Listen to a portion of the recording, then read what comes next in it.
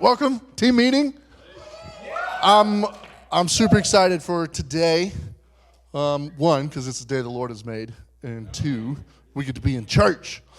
So I want to go to Acts 16, around mid the 20s, whatever. So what it is it's when Paul and Silas are in prison, and they're singing and praising in their sucky situation, and God blasts open the doors, right? The earth shakes, and the doors to the prison fly open. And the prison guard is fearing for his life, wanting to commit suicide because he's like, these guys are going to escape, and I'm going to die, so I might as well just do it myself, get it over with, right? So I've been in a situation, not necessarily prison, but a situation I didn't want to be in anymore. And I'm, praying to God, I want something better, right? So a door flies open.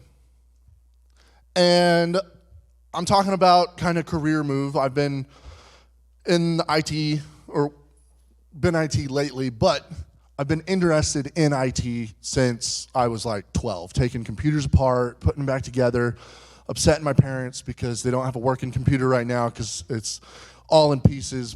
But I kind of knew since I was a kid that I was supposed to be doing something with computers. And then life happens and I didn't.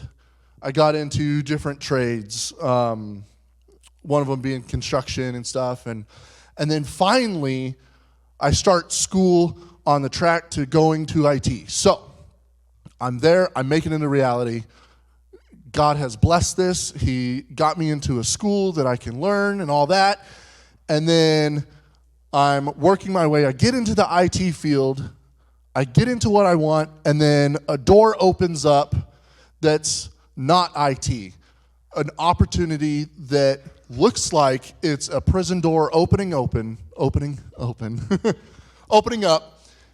into financial freedom is what it looked like. It was an offer that was almost too good to pass up.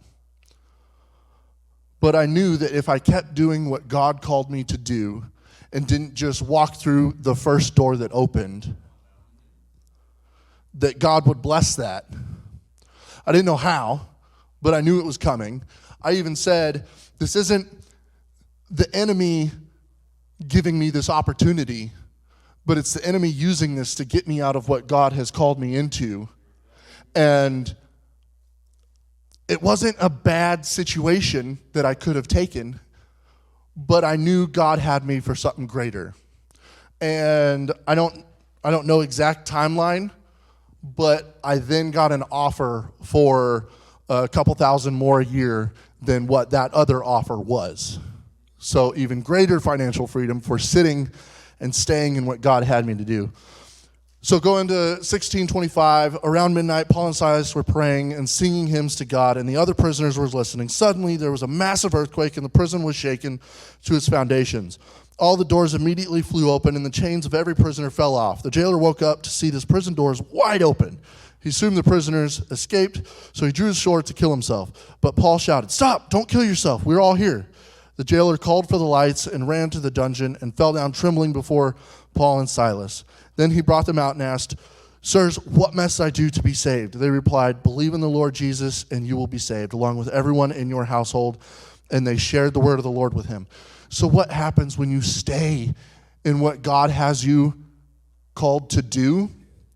God will use that and bless everyone around you. Not only did it save that jailer's life, but he went on to become basically the head guy that brought people to Christ in that town. So imagine if they just were like, "Doors open, let's go," at the first opportunity.